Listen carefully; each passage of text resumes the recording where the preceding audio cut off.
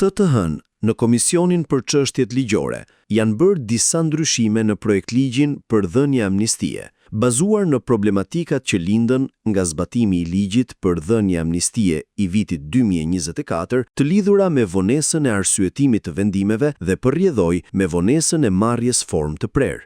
Në të gjithë tekstin e projektligjit, ku shkruhet 31/12/2025, zëvendësohet me 31/5/2026.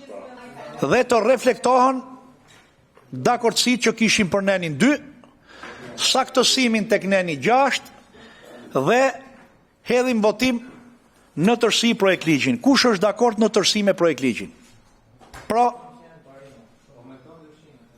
Pro, kundër, s'ka, abstenim s'ka, miratohet edhe në tërësi projektligji.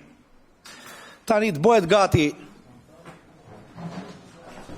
raporti, edhe teksti i zbardhur i projektligjit për Kuvendin e Shqipërisë dhe datën 18 ftoi dhe opozitën, të bashkoj 84 vota kërkon ligji i amnistisë, po mirë do ishte ftoi dhe opozitën pse jo ky ligj do duhet kaloj me shumicën me 140 vota do ishte mirë. Do ishte mirë të kaloj me 140 vota. Unë do të jap votën time pro dhe atje, por do t'i them gjitha këto që dhe ata që na shohin nga televizori, qoftë ata që janë juristë, qoftë ata që përfitojnë drejt për drejt nga amnistia, ta dinë që amnistinë e keni ju si iniciativë, keni dhe forcën e kartonit, po s'po e bëni plot në këndvështrimin tonë, sepse ne si vullnet, Partia Demokratike, është që dashtrim më gjerë të rregullojë edhe handikapin e sistemit që nuk funksionon sistemi gjyqësor, dhe nëpërmjet mos funksionimit sistemit gjyqësor i sjell konsekuenca pasoja të dënuarve persona që janë në proces hetimi dhe gjykimi e në Shqipëri. rëndësishme zoti Ndoja është se atje do flasim gjithë për amnistin, se amnistit në përgjithësi janë momente ku deputetët flasin të gjithë, thuaj gjitha këto për rëndësishme është bashkësh votën me ne për amnistin. Kjo ka rëndësi.